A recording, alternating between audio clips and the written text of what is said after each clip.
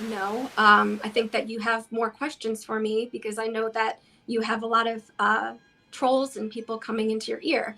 And, this is very disturbing that, you don't believe I think that I was. here's what's disturbing: somebody who makes false allegations to take attention away from real victims. And I've spent an entire career helping real victims. So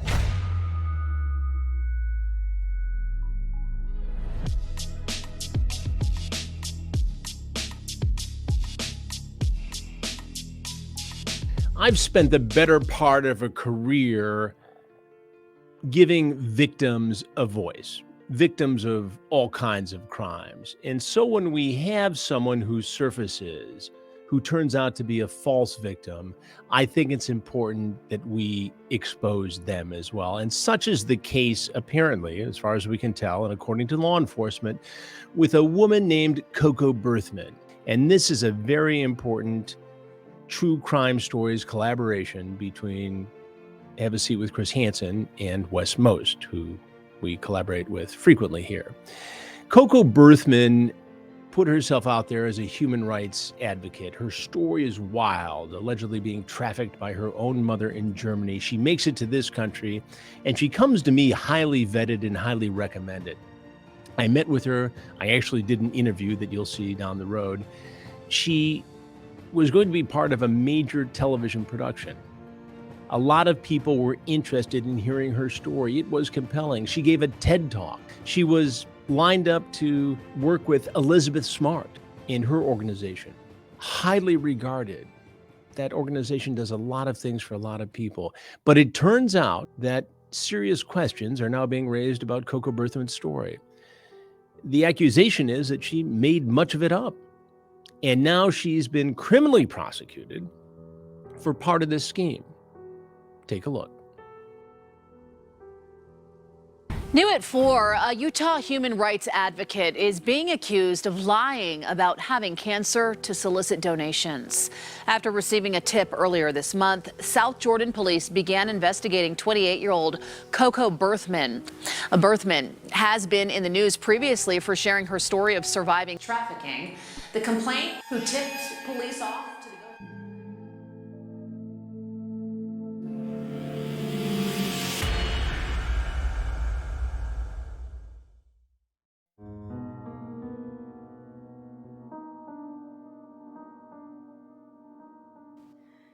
Human trafficking. Two words that, when put together, signify some of the very worst in human behavior, invoking mental images of hurt, assault, enslavement, and abuse. Human trafficking remains one of the fastest growing profitable crimes on the planet, with many states fighting an uphill battle against organized gangs. The numbers are so vast that odds are not only is human trafficking occurring in your city, it could be happening in your very own neighborhood. For Coco Berthmann, this was a reality she knew all too well. Coco Berthmann was born Sandra-Renata Ruff in picturesque Germany in 1994. Her upbringing was far from ideal and could only be described as horrific. For the first half of her life, Coco was a victim of familial abuse so graphic that it can't be detailed on YouTube. She was trafficked, degraded, and suffered emotional and physical pain at the hands of her family and others. She even described witnessing the murder of her sister as a young child, causing massive emotional and psychological damage to an already fragile mind. She would endure this treatment until she made a desperate bid to save her own life. On November 2nd, 2009, 15-year-old Coco ran away from home to the soundtrack of Celine Dion. As she later told one reporter, "I went to the door, put in my iPod, put on Taking Chances by Celine Dion, and then I just ran." She took that chance, and Coco made it.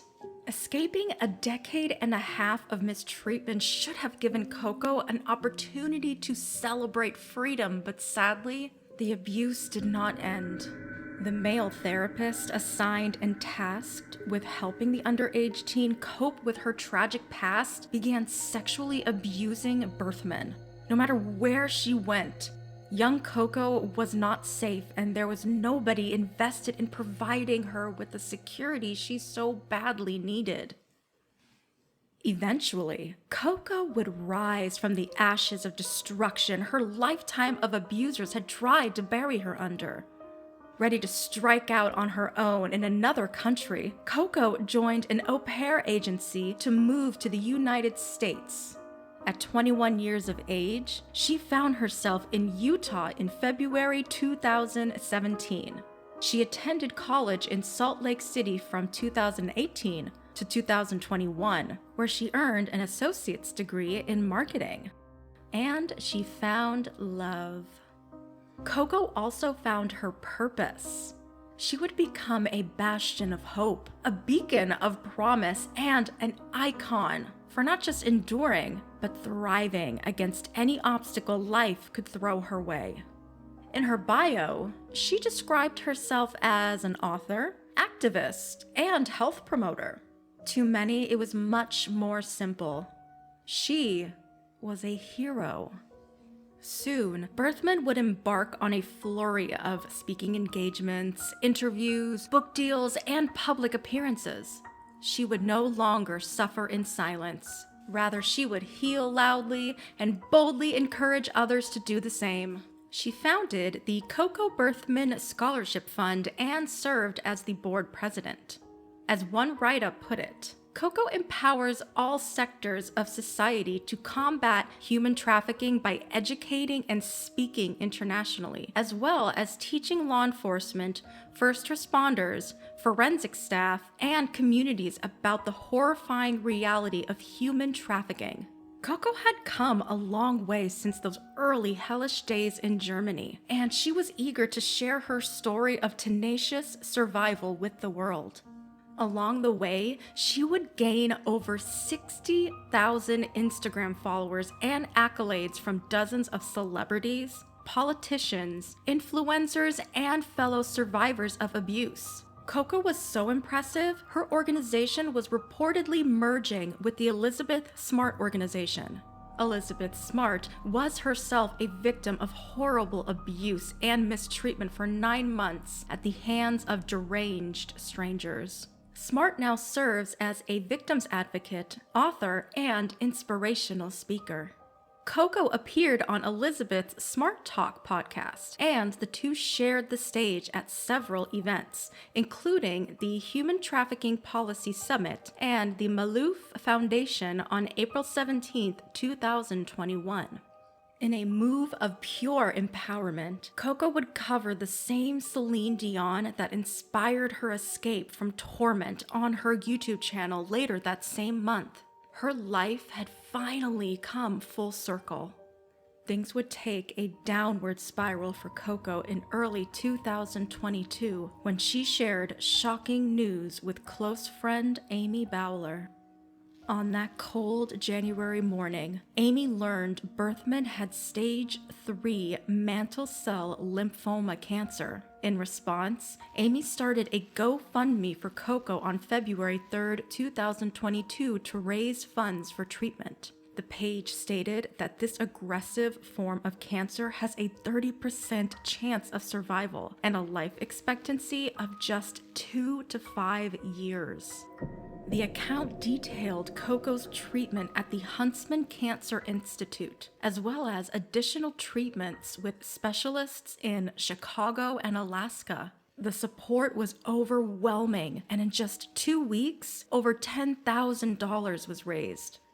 After a lifetime of battling adversity, it didn't seem fair that Coco had yet another mountain to climb towards maintaining happiness.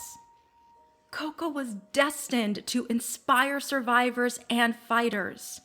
Coco was going to make a difference. Coco was going to change the world. Only now that fight was going to be impossible.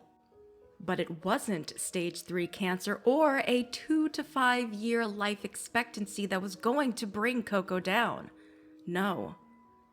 because Coco was lying.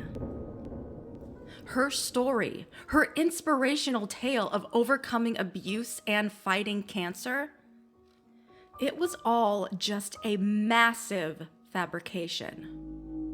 According to a booking affidavit, police began investigating Berthmann in early February 2022 after receiving information she was claiming stage 3 cancer in order to obtain funds for treatment. Amy Bowler, who started the fundraiser, told detectives that Berthmann showed her medical records indicating she was diagnosed with cancer in January 2022. A detective called Berthmann for proof, and because she was too weak to meet in person, Coco promised to send the officer her medical records via email. The officer waited and waited. Minutes turned to hours, hours to days, and days to weeks. Coco never responded. When officers were finally able to meet with Coco in person, she told them that she was treated at the Huntsman Cancer Institute, but left after a few weeks when she couldn't be treated with chemotherapy.